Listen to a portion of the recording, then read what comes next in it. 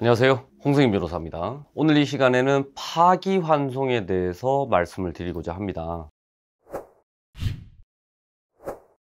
파기환송이 무엇이냐? 사실 우리나라의 형사법 체계는 3심 구조입니다. 검사가 기소를 하면 1심, 그리고 2심, 3심으로 이어지는 3심 구조를 택하고 있는데요. 예를 들어서 1심에서 피고인이 유죄 판결을 받았다 라고 하면 피고인이 2심으로 항소를 할 수 있습니다. 역시 마찬가지로 검사 입장에서도 만약에 피고인이 무죄 판결을 받았다라고 하면 2심으로 갈 수 있고요. 그리고 나서 2심에서 역시 마찬가지로 유죄 또는 무죄에 따라서 피고인 또는 검사가 3심에 다시 상고를 할 수가 있습니다. 3심으로 가게 되면 3심에서는 법리적인 판단밖에 하지 않습니다. 사실 인정 여부에 대해서는 아예 판단을 하지 않고요. 법리적으로 이게 법리상 예를 들어서 강제추행의 법리다, 모욕의 법리다, 명예훼손의 법리다 라고 봤을 때 이 법리에 부합하는 판결을 2심에서 내렸느냐, 이 부분에 대해서 집중적으로 살펴보게 됩니다. 그래서 3심을 법률심이라고도 합니다. 3심에 올라갔는데 무죄 취지로 파기가 됐다, 그리고 다시 환송이 됐다, 파기환송이라고 하는데요. 그러면 2심으로 다시 내려오게 됩니다.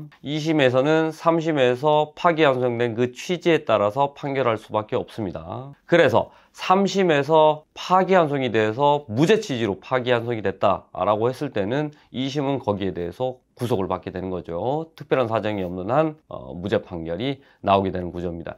해서 3심에서 무죄 취지로 파기환송을 받았다라는 것은 굉장히 쾌거라고 할 수 있습니다. 그만큼 3심에서 파기환송되는 경우는 굉장히 확률적으로는 적은데요. 그래서 일례 통계를 살펴보면 해당 연도마다 조금씩 다르지만 기본적으로 1% 미만의 파기환송률을 보이고 있습니다. 검사가 상고를 하는 경우도 있기 때문에 그걸 감안한다면 피고인이 3심에 상고를 해서 무죄 취지로 파기환송 받는 거는 굉장히 이례적인 일이 되겠죠. 그런데 최근에 제가 무죄 취지로 파기환송 판결을 받았습니다. 이 사례를 보면 1, 2심 때는 어떤 사람에 대해서 이 새끼 저 새끼 이런 욕설을 했다고 해서 1심도 유죄, 2심도 유죄 판결을 받게 됐습니다. 그리고 나서 너무 억울하다, 이 부분에 대해서는 끝까지 저는 다투고 싶다라고 해서 3심으로 가게 되었는데요. 이렇게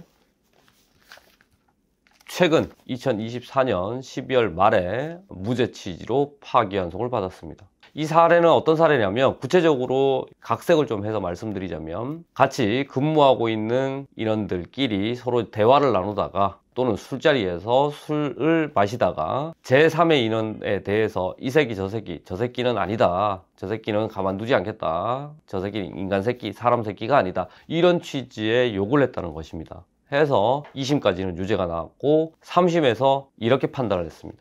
모욕에 있어서는 개인의 인격권을 심대하게 침해하는 것인지 또는 개인의 인격권을 허물어뜨릴 정도로 모멸감을 주는 욕설인지, 그것에 해당한다면 모욕죄에 성립하는 거고, 그것에 해당하지 않을 정도의 욕설이었다, 불쾌할 만한 그런 수준의 욕설을 한 건 사실이나 이것이 개인의 인격권을 허물어뜨릴 정도는 아니다 라고 했을 때는 그것은 모욕죄에 성립하지 않는다 라고 판결을 내렸습니다. 대법원 판례 역시 저희가 상고 이후에 적시된 내용을 그대로 받아들여 주셨는데요. 일례로 이 사건에 있어서 욕설을 하긴 하였으나 개인의 인격권을 허물어뜨릴 정도, 심대하게 침해할 정도는 아니고, 다만 불쾌한 감정을 불러일으킬 정도, 불편한 감정을 불러일으킬 정도에 불과하다, 그렇기 때문에 모욕에 해당하지 않는다 라고 최종적으로는 이 사건 유죄 판결을 파기환송하여 2심으로 되돌려 보냈습니다. 여기서 한 가지 말씀드릴 점은, 모욕이든 상관모욕이든 모욕에 있어서 기본적인 범비적인 요소는 동일하다는 것입니다. 해서 여러분들께서도 만약에 욕설을 한 것 자체는 어쩔 수 없는 부분이다,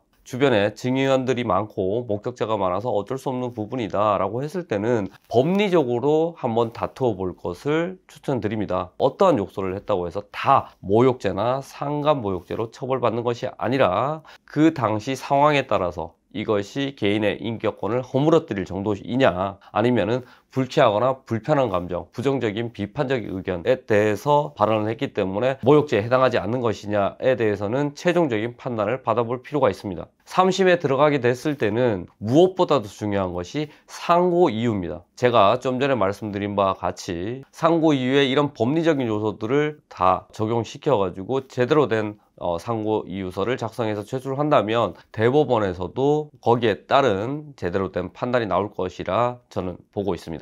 그래서 여러분들께서 모욕이든 명예훼손이든 상간모욕이든 상간명예훼손이든 이런 범죄들로 인해서 어려움을 겪고 계시다, 또는 강제추행, 강간, 중간간 이런 성범죄에 대해서도 어려움을 겪고 계시다, 그런데 1심을 했는데 도저히 해결이 안 됐다라고 하시면 2심에 대해서는 다시 한번 생각을 해보시고, 2심에 대해서도 안 됐다라고 했을 때는 이 사례들처럼 파기환송되는 경우가 있으니까 충분히 고민을 해보시고 연락을 주시기 바랍니다. 이상입니다.